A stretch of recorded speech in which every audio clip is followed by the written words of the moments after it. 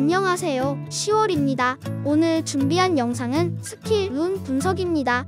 스킬을 찍고 나서 어떤 스킬에 무슨 룬을 넣으라고 추천하는데 왜 이렇게 해야 하는지 궁금하신 적이 있으신가요? 철벽룬은 왜 버려졌는지, 단식룬은 왜 필요한지 지금부터 알아보겠습니다. 우선 로스트아크에 존재하는 룬의 종류는 총 11개입니다. 첫 번째로 질풍입니다. 질풍룬은 스킬의 시전 속도를 증가시켜주는데요. 이를 정확하게 말하면 스킬의 모든 시전 과정을 단축시켜줍니다. 예를 들어 캐스팅 스킬은 캐스팅의 시간을 단축시켜주며 차징 스킬 또한 차징 시간을 단축시켜줍니다. 일반 스킬의 경우 선대의 적중 후들도 스킬 과정을 분리할 수 있는데 질풍룬은 이 세 과정을 모두 단축시켜준다는 거죠. 심지어 공속이 140%인 상태에서도 단축이 됩니다. 따라서 공속이 풀인 직업에게 질풍이 필요 없다는 말은 틀린 말이 됩니다. 그렇기에 본인의 공속에 상관없이 시전 속도가 답답한 스킬에 넣어주시면 되겠습니다. 경직 면역이 없는 스킬에 넣어 위험 부담을 줄이는 것도 좋은 방법입니다. 두 번째는 출혈입니다. 출혈룬은 적을 X초간 출혈 상태로 만든다고 적혀있는데 쉽게 말해서 1초에 한 번씩 X번 도트 딜이 들어간다고 생각하시면 됩니다.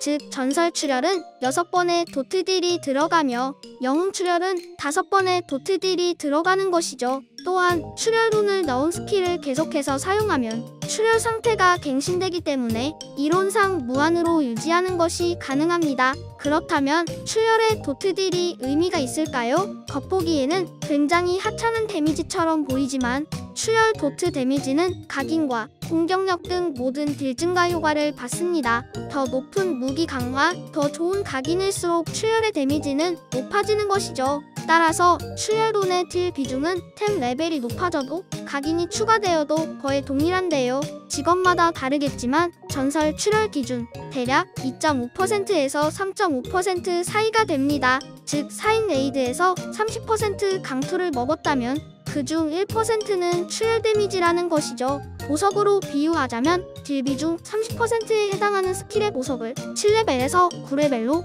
혹은 9레벨에서 10레벨로 올려준 것과 같은 효과를 갖습니다. 생각보다 큰 데미지 비중을 차지하고 있는데요. 따라서 필드보스를 꾸준히 다녀 출혈룬을 얻고 스킬에 넣어주는 것을 추천합니다.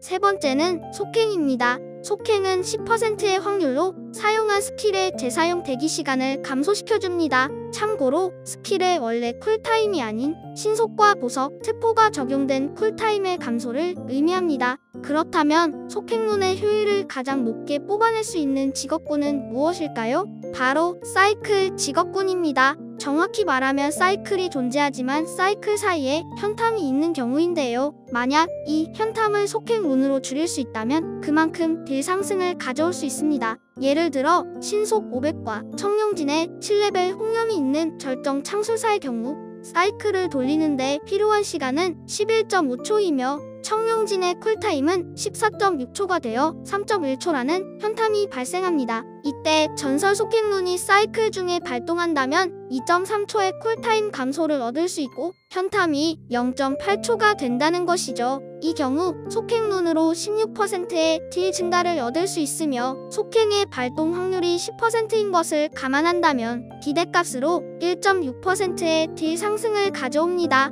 하지만 이는 속행룬의 최대 효율임에도 불구하고 앞서 계산한 전설 출혈보다 낮은 수치이기 때문에 속행룬과 출혈룬을 고민한다면 저는 출혈룬을 추천합니다. 네 번째는 단죄, 심판룬입니다. 단심은 툴팁의 설명으로 알 수 있듯이 단죄룬은 적에게 단죄라는 상태를 확률적으로 걸어주며 심판룬이 단죄를 심판이라는 상태로 확률적으로 바꿔줍니다. 둘 다 확률성 룬이기 때문에 가장 효과적으로 사용하는 방법은 타수가 많은 스킬에 넣는 것입니다. 그 이유는 단죄, 심판룬 모두 타수마다 적용되기 때문입니다. 따라서 본인 스킬 중 타수가 많은 스킬 2개를 선택하여 넣어주시면 되겠습니다.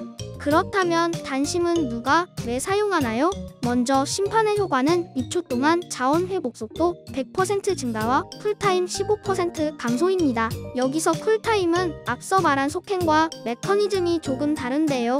속행은 이미 사용한 스킬의 재사용 대기 시간을 감소시켜줬다면 심판은 앞으로 사용할 스킬의 쿨타임을 감소시켜줍니다. 따라서 심판 상태에서 가장 먼저 활용해야 할 스킬은 각성기입니다. 그렇기 때문에 노각 지배를 사용하는 직업군의 경우 지배 세트의 현탐을 없애기 위해 최대한 심판 효과가 활성화되어 있을 때 각성기를 사용합니다. 즉, 단심은 지배 세트를 사용하는 직업군에게는 필수이며 이 밖에 대부분의 직업들은 보통 만화 관리를 위해 사용합니다. 이와 관련해 심판의 자원 회복을 분석해보자면 모든 직업군의 기본 만화 회복 속도는 초당 전체 만화의 45분의 2입니다. 신린의 경우 전투 레벨 55 기준 만화량은 3594로 초당 160의 만화가 회복되며 신린이 아닌 경우 전투 레벨 55 기준 만화량은 3267로 초당 145의 만화가 회복됩니다. 따라서 심판룬이 발동한 경우 6초간 자원 회복 속도가 2배가 되기 때문에 심판룬의 내부 쿨 30초마다 신린은 960, 신린이 아닌 직업은 870의 만화를 추가로 회복할 수 있습니다. 이는 생각보다 높은 수치로 악몽 세트의 만화 중독을 유지하기 위해서는 필수라고 볼 수 있습니다. 따라서 단심론은 지배 세트나 악몽 세트의 만화 중독 딜러들에게는 필수이며 이외에도 만화가 부족하다면 단심론을 사용하는 것이 좋습니다.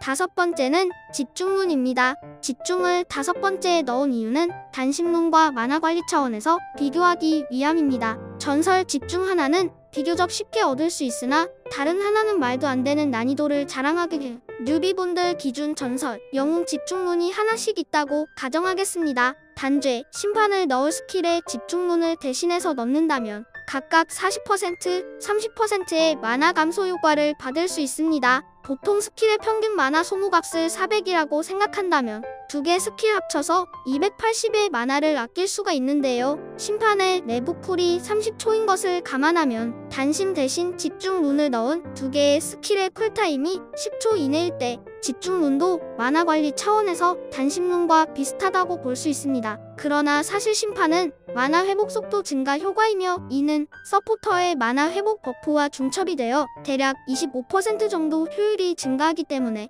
집중룬보다 만화 관리에서 더 우월합니다. 따라서 집중룬은 단심을 착용했음에도 만화가 부족한 경우에만 가주세요. 물론 단심이 없다면 집중룬도 차선책으로 좋습니다. 여섯 번째는 풍요룬입니다. 풍요룬은 아덴 획득량을 증가시켜주는 룬입니다. 대부분 직업은 아덴을 사용하는 직업각인과 아덴을 봉인하는 직업각인으로 나뉘는데요. 아덴을 사용하는 직업각인의 경우 풍요룬이 거의 필수로 사용됩니다. 다만 풍요룬은 다른 룬들에 비해 얻기가 상당히 까다롭기 때문에 아직 풍요룬이 없는 뉴비분들의 경우 유물 단계에서는 풍요룬의 의존이 비교적 낮은 아덴을 봉인하는 직업각인을 사용해주시고 내실을 통해 풍요룬 파밍을 마치고 나서 고대 단계에서 천천히 세팅해주는 것을 추천합니다.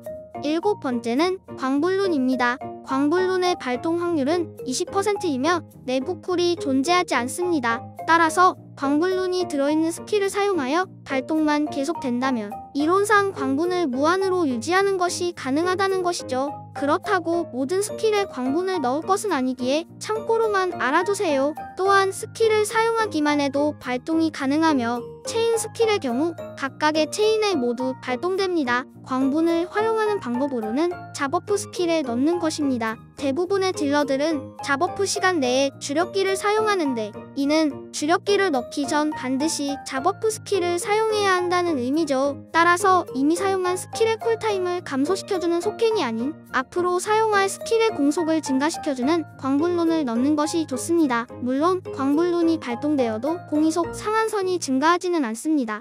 여덟 번째는 정화룬입니다. 정화룬은 확률적으로 디버프를 해제해주는 룬입니다. 정화룬의 특징은 광분과 동일하게 내부 쿨이 존재하지 않는다라는 것과 체인 스킬에 각각 터질 수 있다는 것입니다. 따라서 정화 스킬을 사용한다면 질풍, 풍요, 단심을 넣지 않은 스킬 중 체인 스킬 우선으로 넣고 체인 스킬을 사용하지 않는다면 쿨이 짧은 스킬에 넣는 것을 추천합니다. 보통은 출혈룬과 많이 스왑합니다. 물론 내실 중 어려운 편에 속하는 이근의 야증표 5개, 15개로 교환할 수 있기에 뉴비분들에게는 익숙하지 않은 룬일 텐데요. 실제로 정화룬이 본격적으로 사용되는 레이드는 1580레벨이 되어야 가는 일리아칸 일레인드이기에 지금 당장 필요한 룬은 아닙니다. 천천히 내실하면서 모아주세요. 이그네아로 추천하는 지역은 아르테미스 유디아, 루테란 서부, 토토이크, 애니치입니다. 9번째는 압도룬입니다. 무력화 수치를 증가시켜주는 룬인데요. 압도룬을 활용하는 이유를 먼저 말씀드리자면